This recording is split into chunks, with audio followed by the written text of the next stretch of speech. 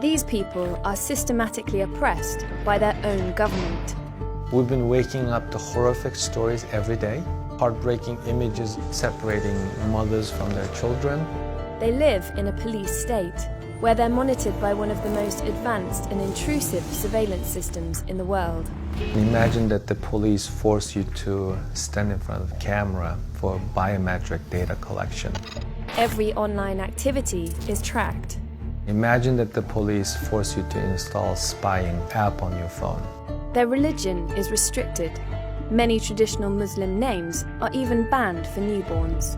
Party officials are frequently attacking Islam as very old-fashioned, very backward. These are some of the suspected detention camps, where an estimated 1 million Uyghurs are held. Many of them have not been heard from since being detained.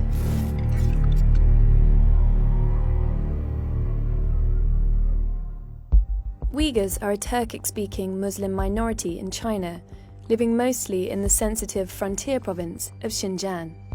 It's more than 4 times the size of Germany and borders 8 countries. It's home to some 11 million Uyghurs, but because of immigration from the rest of the country, today nearly half of Xinjiang's population is Han, China's dominant ethnic group. Nuri Tekel grew up in Xinjiang. A Uyghur now living in America, he campaigns against the oppression of his people. But speaking out against China can be dangerous. I worry my public advocacy will cause some unthinkable consequences to my family members. I haven't seen my mother for 15 years. This is the mildest form of torture that the Chinese government is imposing on us. The Communist Party seems determined to crush Uyghur identity and is going about it in a systematic way.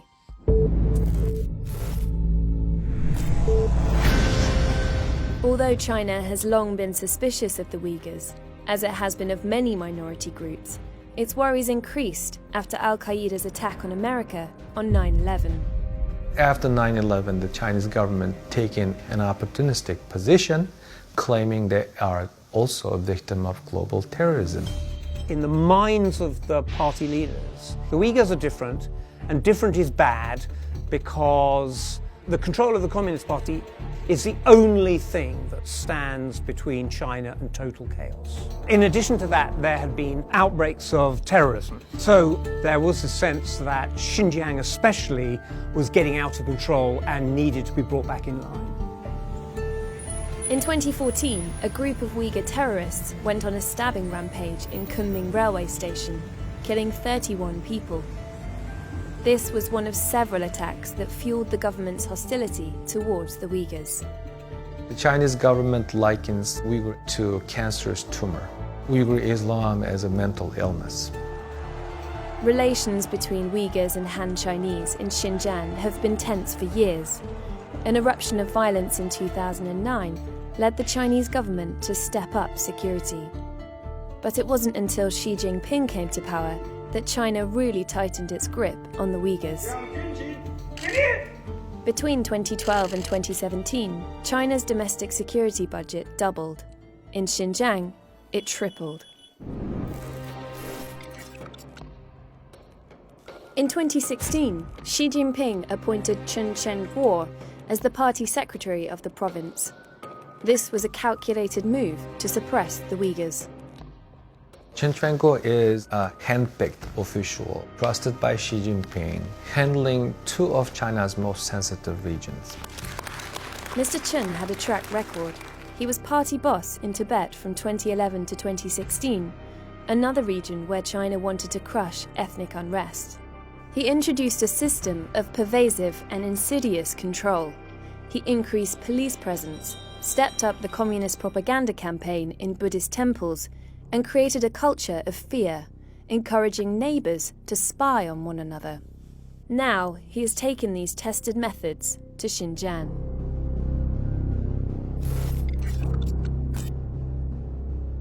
Images of Xi Jinping have been placed in some mosques and on prayer mats across the province, an act that offends religious sensibilities. Beards and face veils have been banned, as have some halal products. This 800-year-old mosque is one of many that has been closed or bulldozed. The Uyghur language is banned in schools in parts of Xinjiang. Uyghur heritage is being wiped out.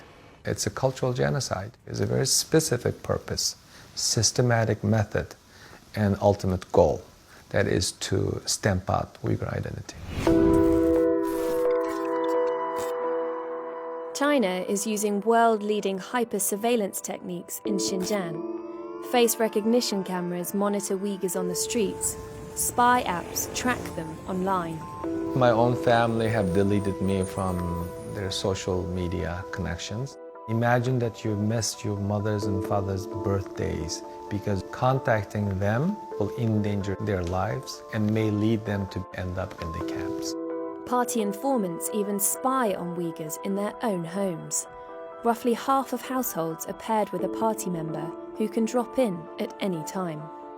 This official comes to their house, gives the children presents, talks to them about the wonders of Chinese communism, and of course reports back all sorts of details of interest to the authorities.